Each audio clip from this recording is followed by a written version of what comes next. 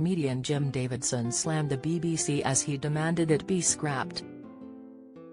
Appearing on Monday's GB News, the former BBC star labelled the platform woke and accused the corporation of caring only about box ticking.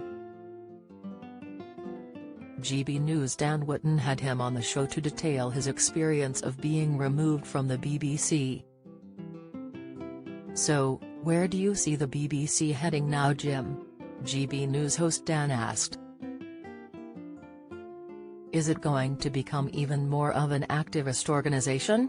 Because let's be honest, Jim, ever since Brexit, we know that the BBC, even in their news and current affairs department, has campaigned against and for certain issues. You know, they despised Brexiteers like Nigel Farage, who we've got coming up, and they never thought Brexit was going to win and, you know, is it going to go even more down that path now? Well, I don't know," Jim responded. "It's up to Tim, Davy, and all those silly people. They want to get rid of the chairman because he arranged some loan. Everyone's just picking on one another. I think the BBC have lost the public, they've lost the dressing room. You know, who do we watch now? GB News, anything but BBC. What does BBC stand for? Bring back Corbyn, bring back communism. It is a joke, and we have to pay for it, whether we like it or not. Let's scrap it. Let's watch GB News all day long." It came as the controversial star had been asked to share his opinions on Gary Lineker's brief dismissal from Match of the Day after he shared comments on social media criticising the government's immigration policy. Former legend of the BBC Jim Davidson, of course, he hosted the generation gap between 1995 and 2002 until his contract was abruptly ended, Dan stated. "And Jim, you say the woke BBC even back then had an issue with you being a working-class Tory. So is it strictly champagne socialists like Lineker and Ian Wright who are allowed at BBC HQ? Don't miss."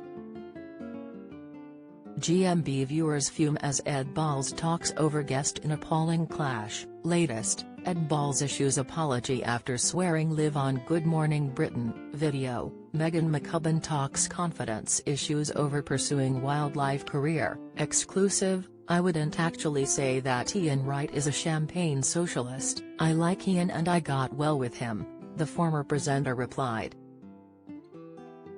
But my political interest was cast upon me way before at Thames Television when I had the Jim Davidson Show. A man, John Howard Davis, who was a BBC producer, turned up and got rid of me and Benny Hill overnight. And then about a year later, I got this little cassette VHS dropped on my desk from my manager which said, "The BBC wants you. They want you to do this. It's a rotten show about snooker." So I went and did that show, and I never particularly felt welcome there. I was a smell under some people's noses. And then one day Bruce Forsyth went sick and I stepped in and did the generation game. I replaced him just for a day and I wasn't particularly good, but it made Bruce get better very quickly. The opinionated TV star added, and so when he went to do his new deal, they said, "Oh no, we've got Jim Davidson," and I did the generation game for 7 years. I did Big Break for 12 seasons and 7 seasons of Generation, now looked at the BBC. I'm totally erased. I am the statue that's thrown into Bristol Docks and they give me £1 million to go away. I had a contract with £1 million worth of wages and they said, "We'll give you £1 million if you go away."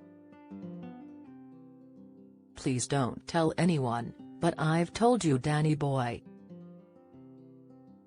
Dan Wootton Tonight airs weekdays from 9 p.m. on GB News.